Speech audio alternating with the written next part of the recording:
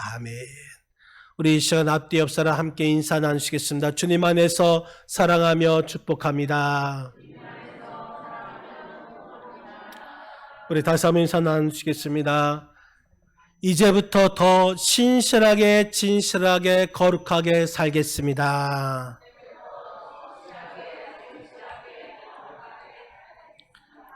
아멘. 1988년 유명한 한 사람이 있었습니다. 이 사람은 인류 역사상 최초로 다이너마이트를 만든 사람이었습니다. 이 사람은 다이너마이트를 제조한 다음에 인류 당대의 유명 인사가 되었고 수많은 돈을 벌게 되었고 많은 사람들의 관심과 축복을 받은 대상이 되었습니다. 그런데 어느 날 아침 잠에서 깨어나 언제나 그랬듯이 신문을 딱 펼치고 기사를 읽기 시작했는데 깜짝 놀랄만한 기사를 발견하였습니다. 그 신문의 메인에 서두에 자기가 죽었다라는 기사가 쓰여 있었기 때문인 것입니다. 세계 최초로 다이너마이트를 발명한 유명한 알프레드 노벨이 죽다. 많은 사람들을 죽음에 이르게 하는 폭탄을 만든 제조업자가 드디어 죽다. 이 기사를 읽은 그는 큰 충격을 받았습니다. 사실 자기가 죽은 것이 아니라 자기의 형 루드비 로벨이 죽었는데 이 기자들이 혼돈하여서 자기가 죽은 것으로 보도를 했던 것입니다. 내가 수많은 사람을 죽일 수 있는 폭탄을 만들고 또 재물을 얻었고 명성을 얻었지만 결국 내 인생의 마지막은 이렇게 끝나고 마는 것일까? 깊이 생각합니다.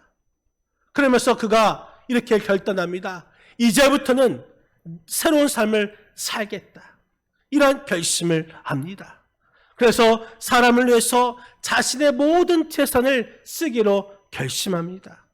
그의 유언을 따라서 그의 유산을 이 스웨덴 과학 아카데미에 기부하였고 그 기부금으로 1901년부터 노벨상 제도를 설정하였습니다.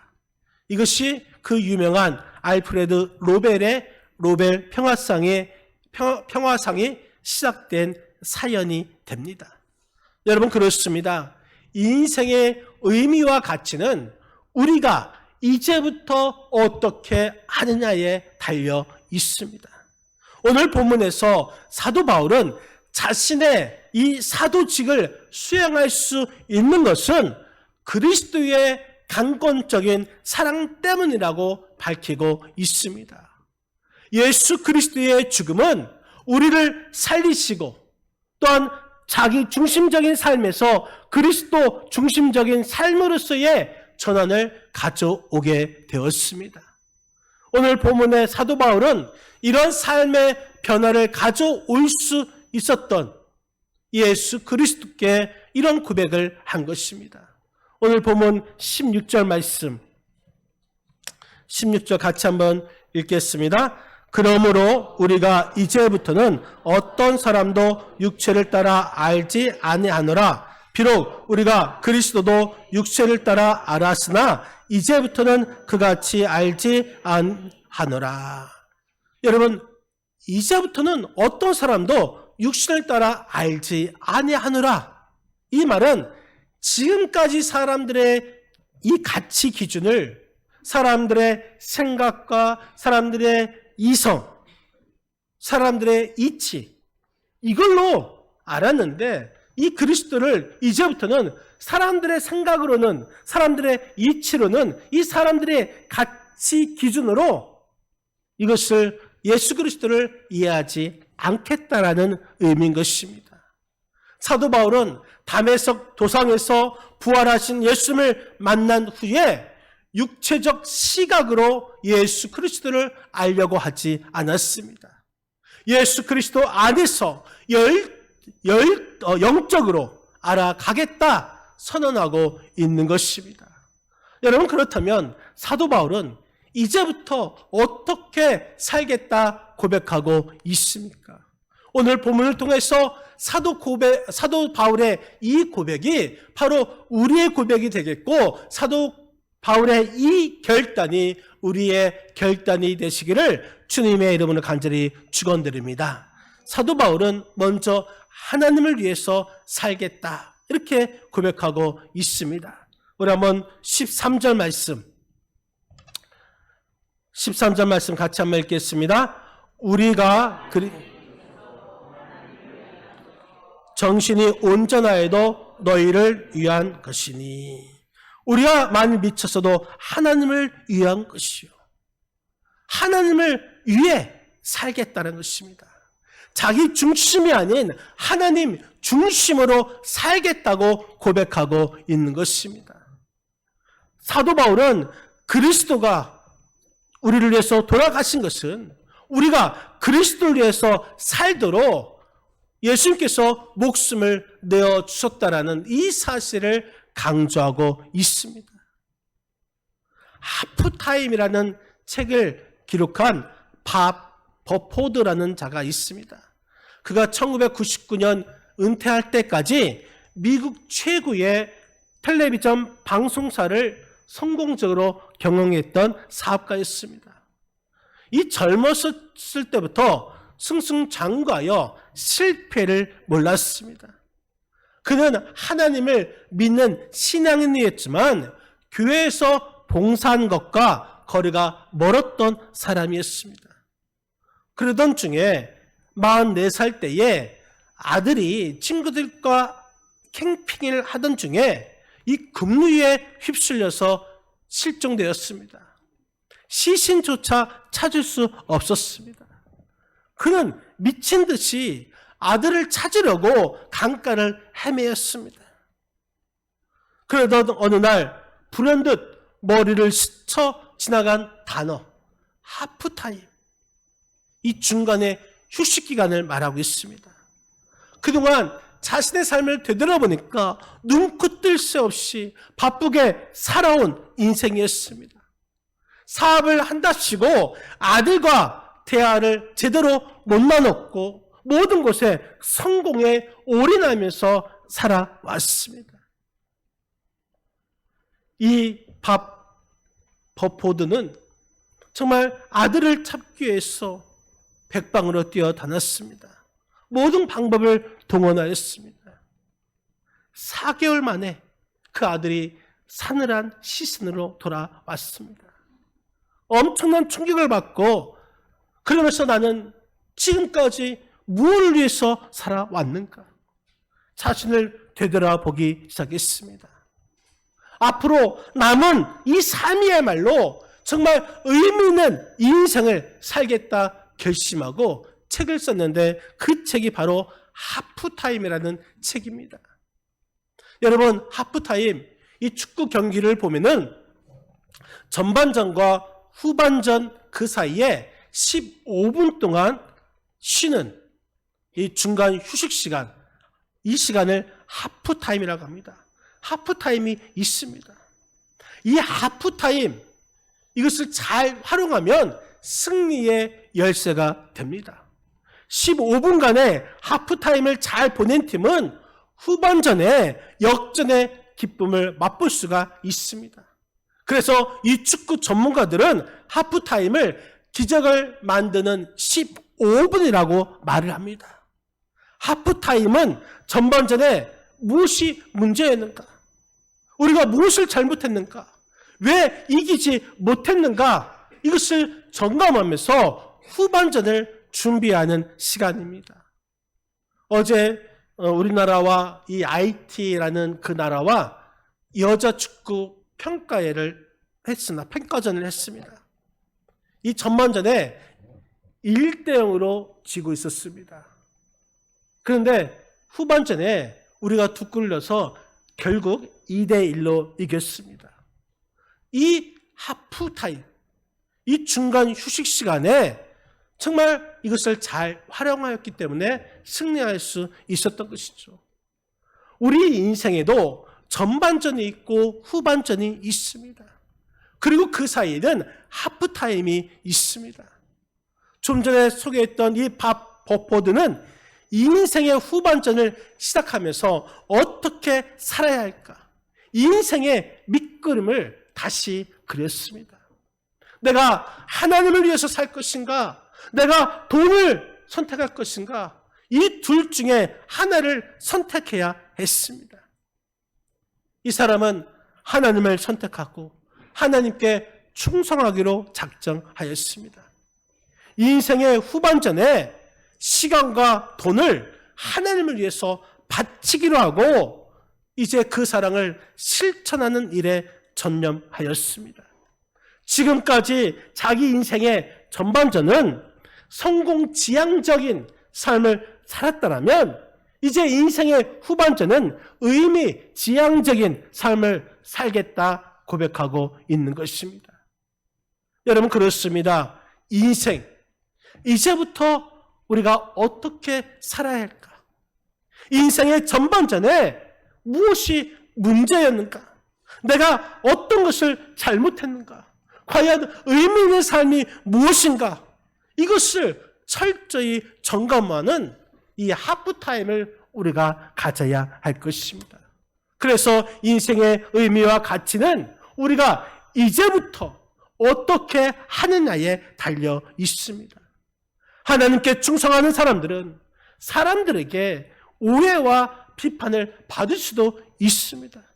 또한 많은 사람들에게 미친 사람이다 이렇게 들을 수도 있습니다. 하지만 낙심하지 말고 우리는 더욱 하나님께 충성해야 될 줄 여러분 믿으시길 바랍니다.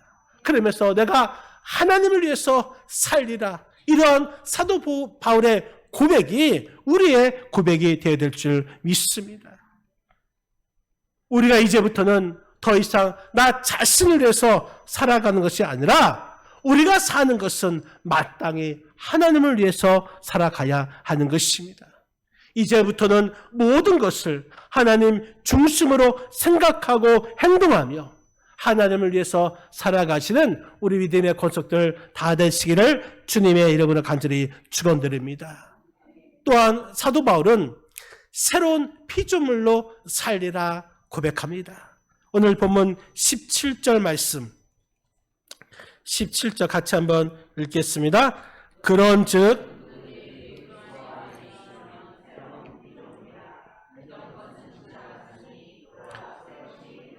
아멘. 그런즉 누구든지 그리스도 안에 있으면 새로운 피조물이라. 새로운 피조물. 여러분, 우리가 그리스도를 통하여서 새로운 본성을 지닌 존재가 되었다라는 의미인 것입니다. 예수 그리스도의 공로를 힘입어서 우리가 죄의 권세에서 해방되어서 이제는 새 생명을 얻은 피조물이 된 것입니다. 예수 그리스도를 통하여서 새 재창조로 새로운 본성을 지니게 된 존재가 된 것입니다. 새로운 피조물입니다. 1834년 영국 런던에 에드워드 모트라는 사람이 살았습니다. 그는 어린 시절에 부모님을 여의고 고아가 되어서 그 어린 나이에 먹고 살기 위해서 가구 공장에서 일하게 되었습니다.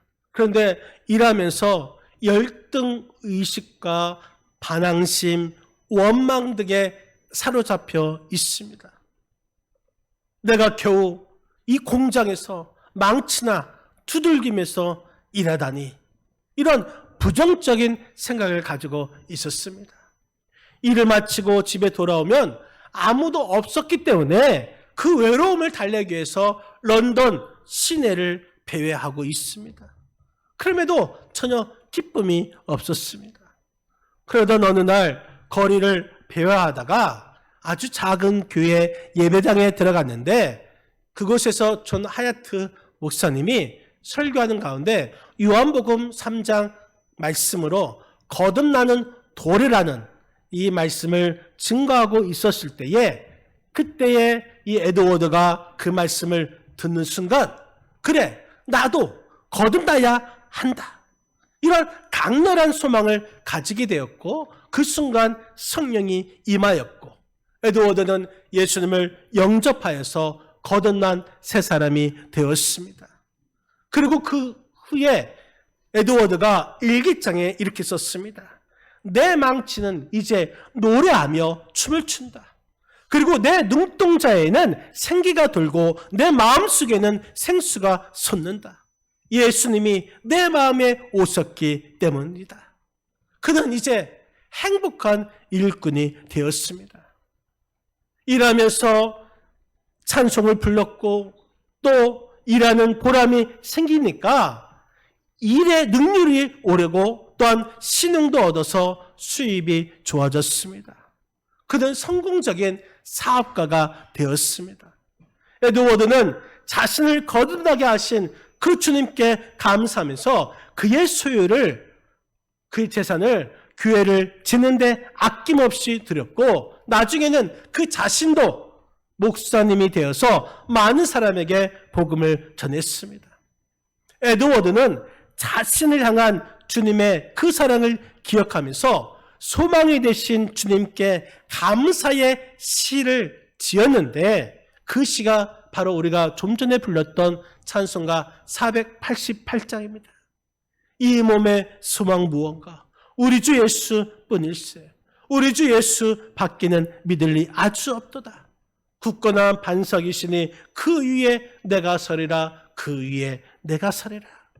여러분, 이것이 새로운 피조물이 된 그리스도인의 고백인 줄 여러분 믿으시기를 바랍니다.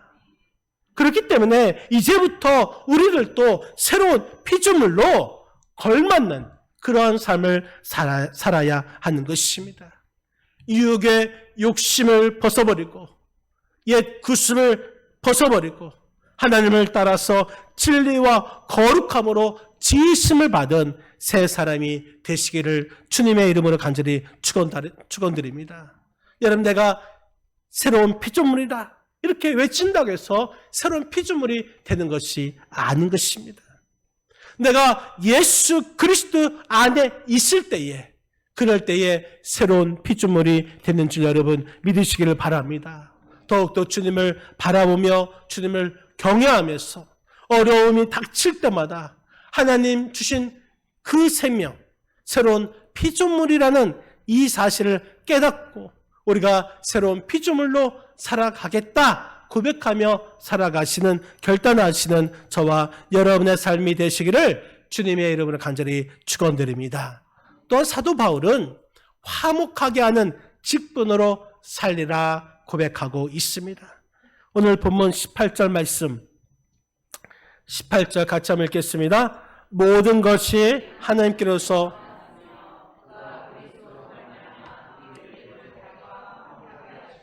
또 우리에게 화목하게 하는 직분을 주셨으니, 우리에게 화목하게 하는 직분을 주셨으니, 여러분, 화목하게 하는 이 직분은 하나님의 품으로 돌아가도록 하는 직책을 의미하고 있습니다.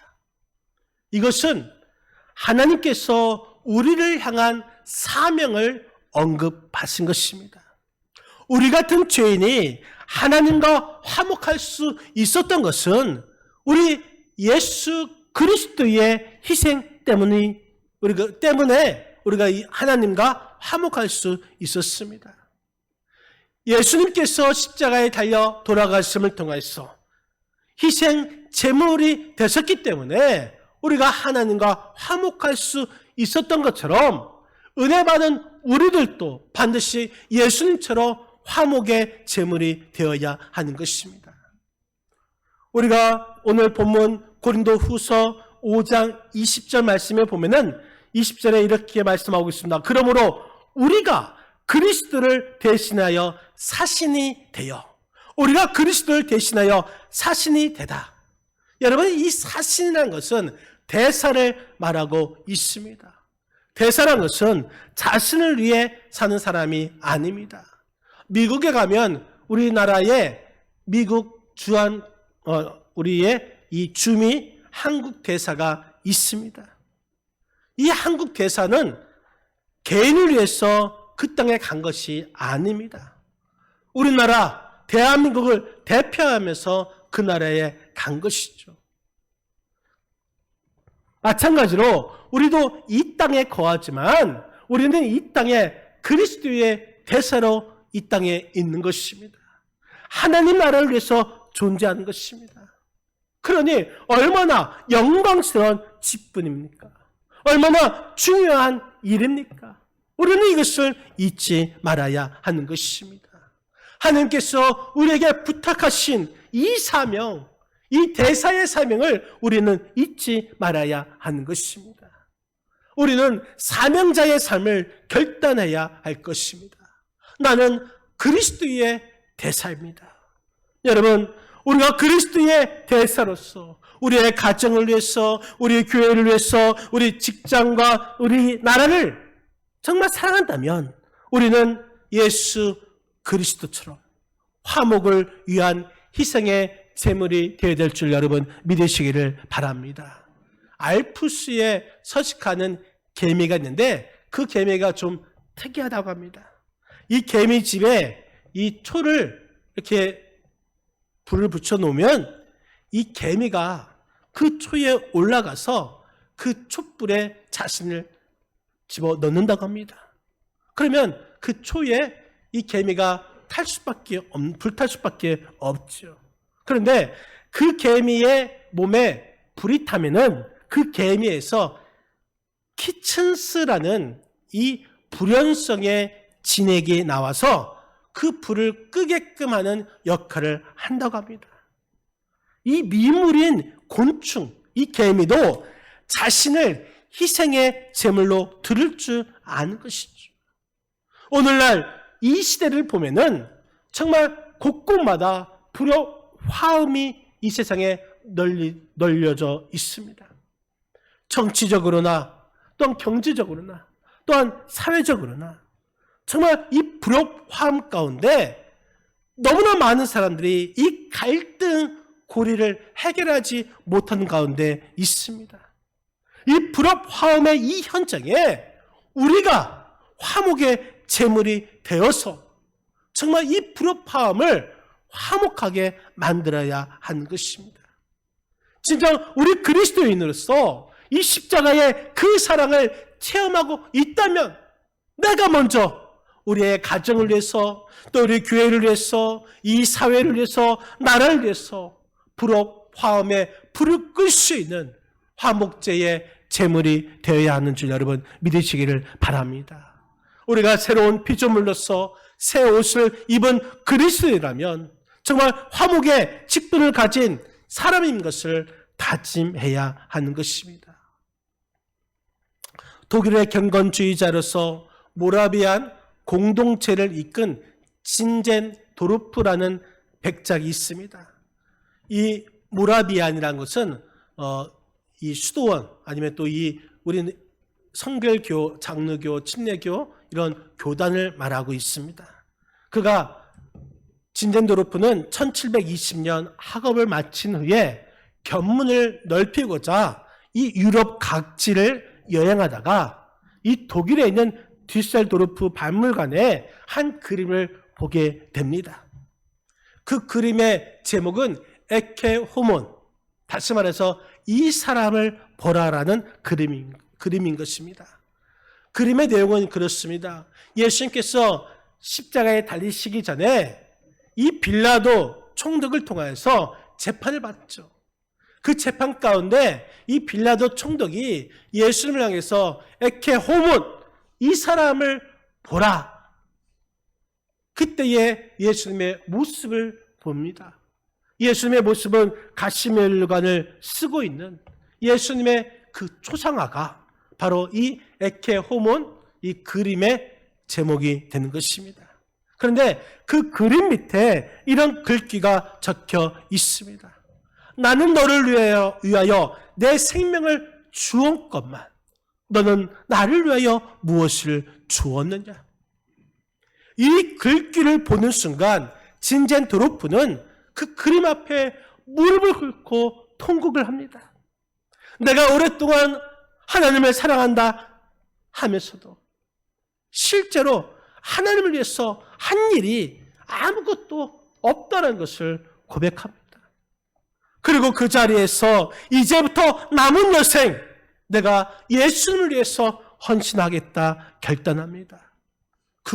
이 모라비안 공동체의 지도자가 되었고 경건 운동과 선교 운동을 일으켰습니다. 이 모라비안 이 공동체의 교인들의 이 경건은 나중에 요한 웨슬리의 회심으로 이어졌고 그래서 감리교 부흥을 이끌어내었습니다. 진젠도르프는 28년 동안 226명의 이 선교사를 파송하였고 자신 앞에 있는 이 성공 번영의 길을 포기하고 하나님과 함께 십자가를 걸어간 이 진젠도르프가 이런 말을 했습니다. 교회의 기초는 신조가 아니라 경건에 있다. 나에게는 단 한 가지 열망밖에 없다. 그것은 예수, 오직 그분을 위하는 것뿐이다 라고 고백했습니다. 여러분 모름지기 그리스도인은 하나님의 은혜로 하나님과의 관계를 맺은 자들입니다. 하나님의 은혜가 아니면 우리는 하나님과의 관계를 맺을 수가 없었던 것이죠. 그렇기 때문에 하나님께 받은 이 은혜를 헛되이 하지 말아야 할 것입니다. 하나님의 은혜에 우리가 감사해야 될 줄 믿습니다. 여러분 지금 여러분에게 힘이 있습니까? 또한 기회가 있습니까? 그럴 때마다 우리가 주님을 위해서 헌신해야 될 줄 믿습니다. 매일 해가 뜨고 날이 저무듯이 우리의 인생도 언젠가 끝나게 될 것입니다. 그때부터 우리가 이제부터는 내가 그리스도를 바로 알고 바로 전해야 되겠다는 이 마음을 가져야 하는 것입니다. 바라기는 사도 바울이 우리가 이제부터는 자기 자신을 위해서 살지 않고 하나님을 위해서 살겠다 고백하고 새로운 피조물로 살겠다 고백하고 화목의 직분을 감당하며 살겠다 고백한 것처럼 우리를 또 우리 자신을 위해서 사는 것이 아닌 하나님을 위해서 살아가시고 또 새로운 피조물이 된 자답게 거룩하게 살아가시고 화목의 직분을 감당함을 통해서 올바른 그리스도인으로서 살아갈 수 있는 우리 청운복교회 성도들이 다 되시기를 주님의 이름으로 간절히 축원드립니다. 기도하시겠습니다. 이 시간 우리 기도할 때에